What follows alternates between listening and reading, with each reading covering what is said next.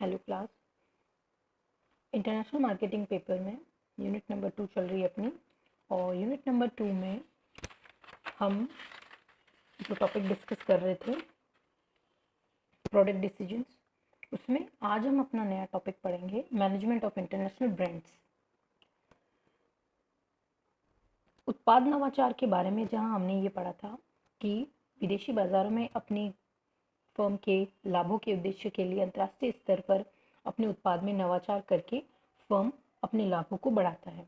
आज हम पढ़ेंगे कि अंतर्राष्ट्रीय स्तर पर कैसे अपने उत्पादों को एक ब्रांड नेम देकर वो उसका एक कुशल प्रबंध करता है, ताकि वो अपने उत्पाद को ज़्यादा से ज़्यादा कंज्यूमर्स तक पहुंचा सके और लाभ कमा सके। तो क्या होता है ब्रांड, इसकी क्या विशेषताएं होती हैं, आज हम उसके बारे में पढ़ेंगे।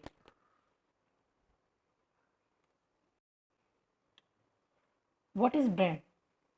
A brand is a name, term, sign, symbol, design, or a combination of above all the identity the goods or a service have. Brand name किसी भी उत्पाद के लिए कोई अक्षर, प्रतीक, शब्द, डिजाइन आदि हो सकता है, जिससे एक निर्यातक का उत्पाद विदेशी ग्राहक पहचान सके और उस उत्पाद को प्रतिस्पर्धियों के उत्पादों से पृथक किया जा सके। A product is any offering by a company to a market that serves to satisfy customer needs and wants. वो उत्पाद जो कि उपभोक्ताओं की सहूलियत के लिए और उनकी संतुष्टि के लिए बनाया जाता है, उसकी पहचान का निर्माण होता है। यही एक ब्रांड कहलाता है।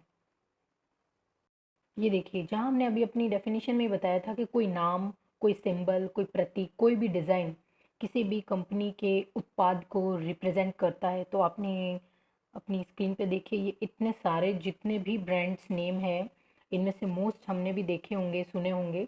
तो ये सारे जो ब्रांड्स हैं, ये किसी ना किसी नाम से, प्रतीक से अपनी पहचान बना चुके हैं, जिसको देखकर या उस प्रतीक को देखकर हम उस पूरे प्रोडक्ट के बारे में ऑटोमेटिकली जान पाते हैं। एक मैं आपको एग्जांपल देती हूँ। जैसे अगर मैं यहाँ पर याहू चुनती हूँ तो आपको पता चलेगा कि ये एक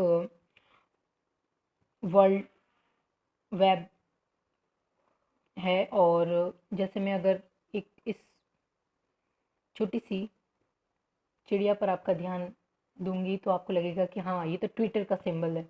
तो इस तरह के सारे जितने भी, ये देखिए जैसे एप्पल का सिंबल है, तो ये जो प्रतीक हैं, चिन्ह हैं, ये सभी किसी भी ब्रांड के किसी भी उत्पाद को की पहचान का निर्माण करते हैं, जो किसी अक्षर से शुरू हो सकता है, कोई प्रतीक के रूप में, कोई डिजाइन के रूप में हो सकता है।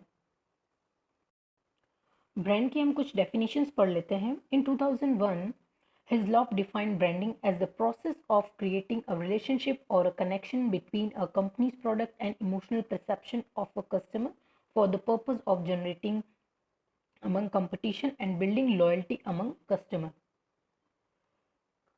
ब्रांड नेम एक उपभोक्ता की दृष्टि से विशेष महत्व रखता है, यानी कि ये सुदृढ़ उपभोक्ता निष्ठा का निर्माण करते हैं। अधिकतर उपभोक्ता इसी ब्रांड वाले उत्पाद की मांग करते हैं, और यदि बाजार में इनका स्थानापन्न कम कीमत पर भी उपलब्ध होता है तो भी वे इसे क्रय नहीं करते हैं। ब्रांड जब लोगों का या कस्टमर का विश्वास जीत लेता है, तो उससे सस्ते दामों पर भी अगर कोई प्रोडक्ट मार्केट में अवेलेबल होता है, लेकिन फिर भी लोग जहां उसका विश्वास जुड़ा होता है उसी कंपनी की चीज़ को पसंद करते हैं। 2004 एंड 2008 में Cap Ferrer and Keller respectively defined as a fulfillment in customer expectations and customer satisfaction brand name से मिलता है। ब्रांड को लोग क्यों पसंद करते हैं, या ब्रांडेड कपड़े या ब्रांडेड प्रोडक्ट्स इस्तेमाल इसलिए ही करते हैं, उसकी सबसे बड़ा जो प्लस पॉइंट होता है उसमें यही होता है कि सबसे पहला तो वो कंज्यूमर्स के एक्सपेक्टेशंस पे खरा उतरता है। वो जो उम्मीद करते हैं उस प्रोडक्ट से, उसकी क्वालिटी से, उसको वो फुलफिल करती है और सेटिस्फाई होते हैं। एक लोकल प्रोडक्ट्स और ब्रांड प्रोडक्ट में यही फ़र्क होता है कि जहाँ वो सेटिस्फेक्शन लेवल महंगा होने के बावजूद भी क्या देते हैं, ज़्यादा सेटिस्फाई हम ब्रांडेड प्रोडक्ट से होते हैं। अब हम ये पढ़ते हैं कि अंतर्राष्ट्रीय विपणन में ब्रांड नेम का सिलेक्शन कैसे करते हैं, कि हम जो अपनी प्रोडक्ट मार्केट में डालने वाले हैं, अगर हम उसके लिए कोई ब्रांड नेम चुनते हैं तो वो ब्रांड नेम कैसा होना चाहिए। तो उसके कुछ पॉइंट्स हैं, जैसे इट शुड बी यूनिक, अलग होना चाहिए, इट शुड बी एक्सटेंडेबल कि हम उसमें थोड़े चेंजेस कर सकें, उस वो विस्तार बताने वाला उस प्रोडक्ट के बारे में होना चाहिए। It should give an idea about the products quality and benefits कि उसके नाम से उसके प्रोडक्ट की पूरी विशेषताओं के बारे में कुछ आइडिया हो जाए, इस तरह का वो नाम होना चाहिए। It should be easily convertible into foreign languages, और जो प्रोडक्ट हम इंडिया में लॉन्च कर रहे हैं वही प्रोडक्ट अगर इंटरनेशनल ब्रांड पे हम लॉन्च करेंगे तो उसकी थोड़ी जब अपन को लोगों तक पहुंचाना है तो उसकी लैंग्वेज चेंज करनी पड़ेगी, उन्हीं उसी देश के लोग उसे ताकि आसानी से प्रोनाउंस कर सके। तो नाम ऐसा रखें ताकि उसको दूसरी लैंग्वेज में अच्छे से समझा जा सके। It should be suggest product, ये उस प्रोडक्ट को सजेस्ट करने वाला जैसा होना चाहिए ताकि उसको इजीली एक्सेप्ट किया जा सके। अब हम बात करते हैं मैनेजमेंट ऑफ इंटरनेशनल ब्रांड।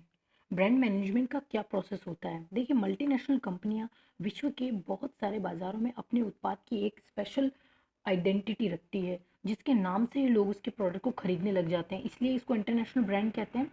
अंतर्राष्ट्रीय स्तर पर प्रतिष्ठित ब्रांडों में जैसे हम एग्जांपल मैंने आपको पहले भी बताया, जैसे कोको कोला है या BMW है, IBM है, माइक्रोसॉफ्ट है, नाइक है, टोयोटा है, Disney, Kellogg, Sony, Starbuck, Intel, Kodak, Nokia आदि ऐसे बहुत सारे इंटरनेशनल कंपनीज के ब्रांड नेम हैं, और इसी ब्रांड नेम पर लोग अरबों रुपए खर्च करते हैं और उसके उत्पाद के नाम से ही वो प्रोडक्ट बिकने लगता है। अब अपने उस प्रोडक्ट की आज डिज्नी या कोको कोला जैसी ब्रांड अपने प्रोडक्ट को कोई बनाना चाहता है, ब्रांड नेम इतना फेमस करना चाहता है, तो उसके लिए वो कौन से प्रोसेस से गुजरेगा या उसे क्या करना चाहिए?